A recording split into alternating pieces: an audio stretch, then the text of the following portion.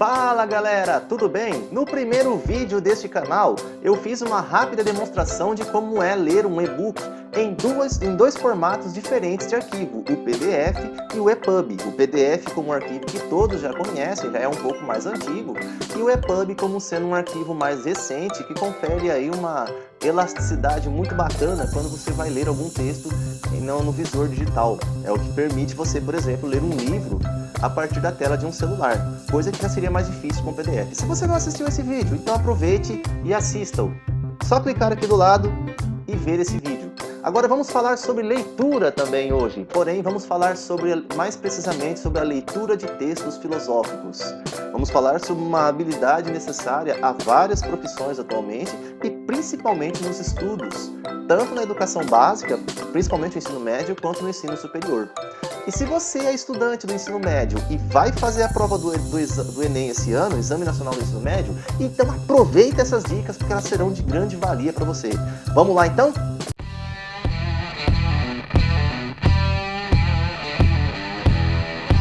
Quando falamos em um texto filosófico, duas informações precisam ficar claras. Eu não estou me referindo exatamente a um texto que foi escrito por um filósofo conhecido, renomado na história. Nem sempre, isso não é uma regra.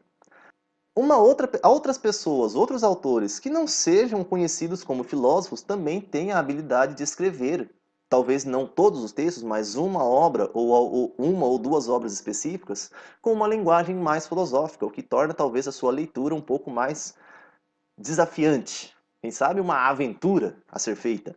Daí é claro que você não vai ler esse texto, óbvio, com a mesma facilidade que você lê uma bula de remédio ou uma receita de bolo.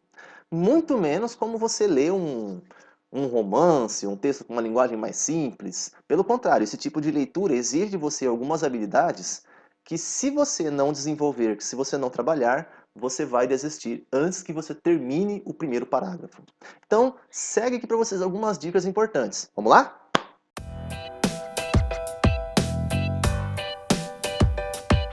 A primeira dica, pessoal, e talvez a mais básica e fundamental de todas, é que você tenha aí um hábito de leitura bastante adequado, bastante fluente. Essa dica não vai só para textos filosóficos. Qualquer tipo de leitura exige de você que você tenha esse hábito. Por quê? Qual seria a razão disso? Simples, concentração. Quando você tem hábito de leitura, quando a leitura faz parte do seu dia a dia, do seu cotidiano, você tem uma facilidade maior para se concentrar mais profundamente no que você está fazendo. Sabe aquela experiência, eu acredito que você já passou por isso, de você começar a ler alguma coisa e antes que você chegue na metade da primeira linha, a sua mente começou a divagar em vários pensamentos?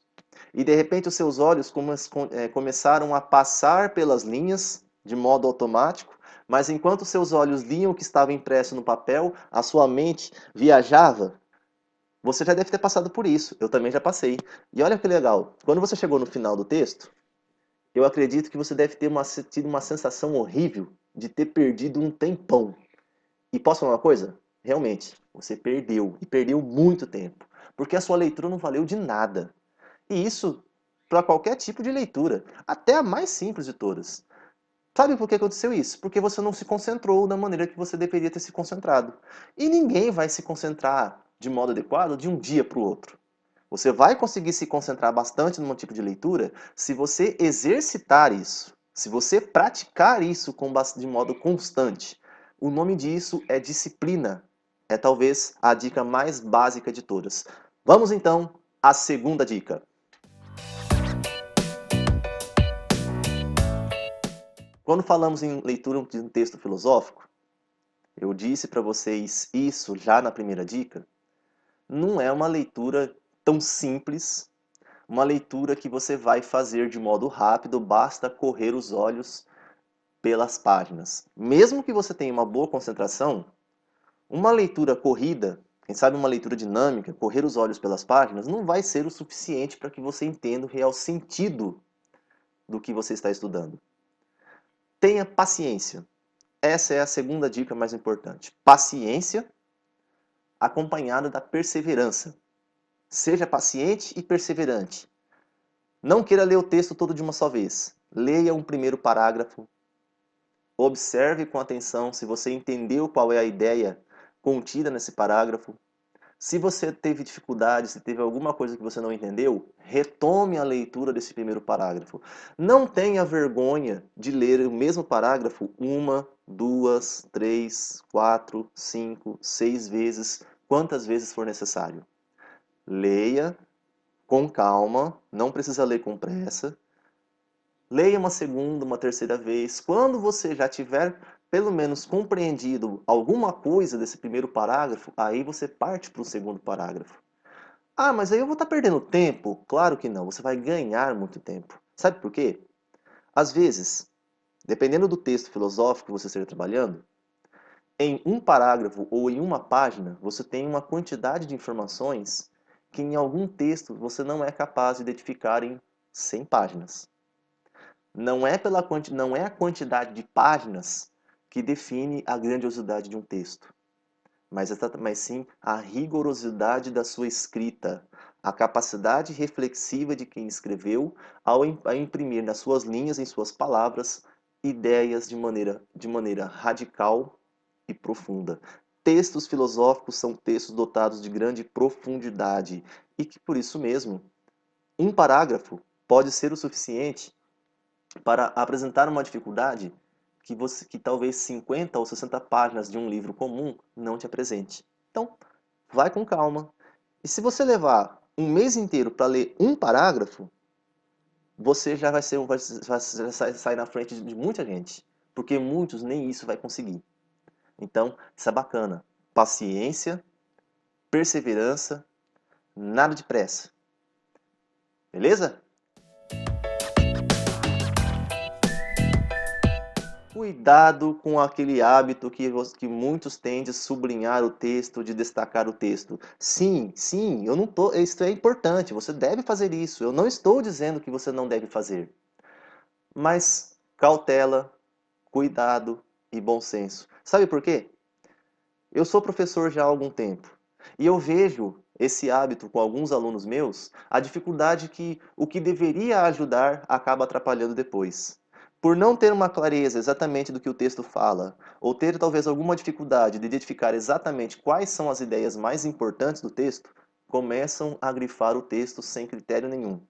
Começa a grifar o texto sem critério, sem devido cuidado, e de repente, quando vai perceber, está o texto todo grifado, às vezes uma ou outra palavra que ficou de fora, e aí o que era para ser uma ferramenta a ajudar na leitura, virou uma poluição visual. Se antes o texto já era chato de ler, chato, porque quem está o lendo o interpretou assim, agora o texto, além de chato, ficou até impossível de ser lido. Então, vai grifar o texto? Ótimo, grife.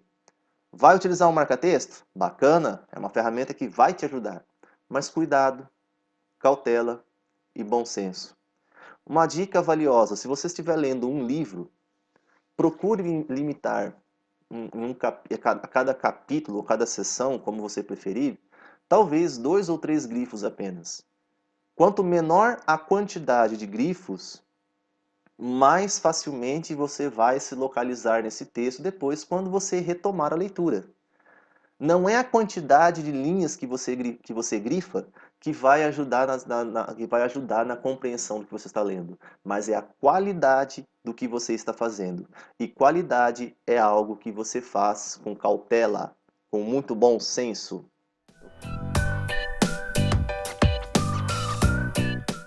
Além de grifar o texto, que é uma ferramenta bastante importante, segue aqui para vocês uma outra habilidade bastante valiosa, a de você escrever o texto.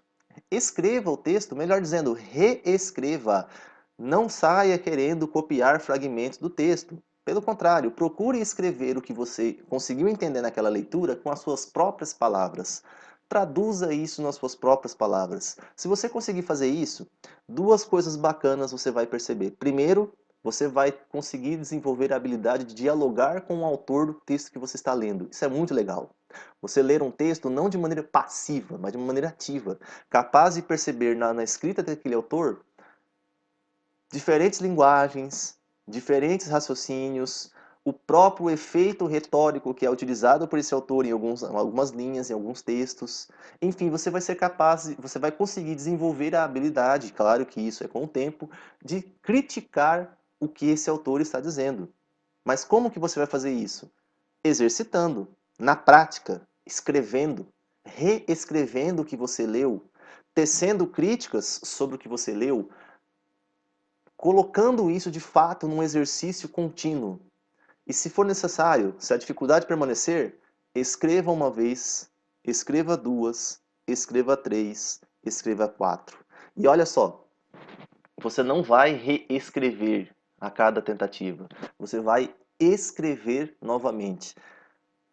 Posso te dar uma dica? Se você fizer isso, de início pode ser difícil e pode te dar a aparência de estar perdendo tempo, mas não. Depois que você chegar na terceira ou quarta tentativa, leia o que você escreveu na primeira, na segunda, na terceira e na quarta. E você vai perceber que em nenhuma delas você escreveu a mesma coisa. Em cada uma você escreveu algo diferente. Mas não porque você simplesmente escreveu diferente, a sua ideia foi diferente.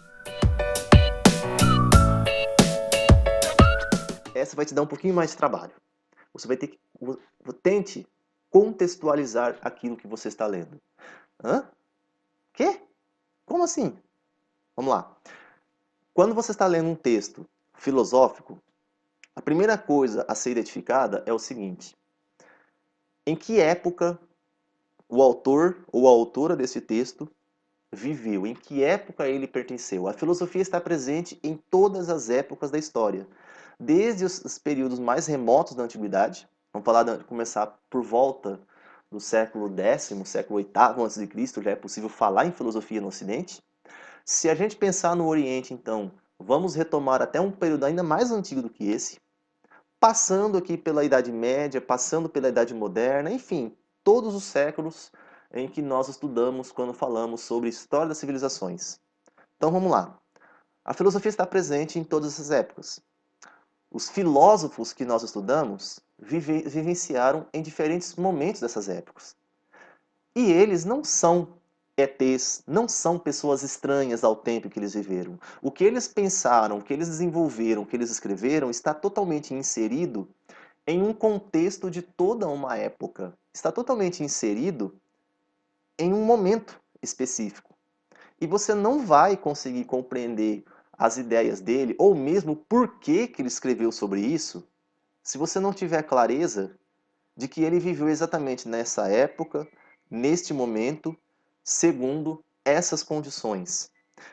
Gente, vamos tirar aqueles preconceitos da cabeça em que filósofo é tudo louco, em que filósofo fala nada com nada, porque a coisa não é bem por aí. A filosofia transformou o mundo, a filosofia continua mudando o mundo até hoje. E tudo que foi escrito e que continua sendo escrito até hoje em textos filosóficos não são escritos por acaso ou por mero capricho. São escritos segundo as necessidades ou segundo os anseios do momento em que esse filósofo vive. Esse filósofo, antes de ser filósofo, ele é humano, tá bom? E como alguém que está mais direcionado à busca de respostas, é alguém que consegue lidar até de modo mais direto com os problemas reais, os problemas fundamentais da sua época. Por isso, você não vai conseguir ler um texto filosófico se você não contextualizar o que está sendo lido. Vamos imaginar um exemplo. Você não vai ler um diálogo filosófico de Platão se você não contextualizar isso com as condições vividas pela cidade de Atenas, pela Grécia, no século V a.C., século V, século IV.